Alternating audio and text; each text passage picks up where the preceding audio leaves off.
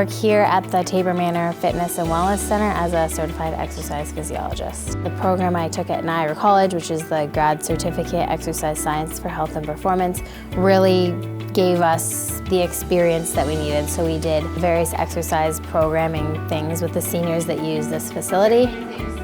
That was started back in January. We started assessments, we created exercise programs, started running fitness classes.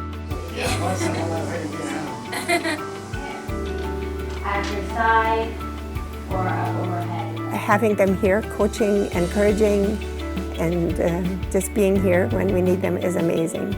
We've been so happy for them.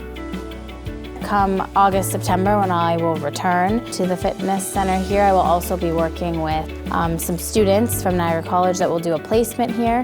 I learned a lot from my placements. I hope to be able to instill that in the students that do their placement here with me, and they can kind of get a feel for what it's like to work with seniors, what it's like to work in a fitness center, and also really see what seniors are capable of.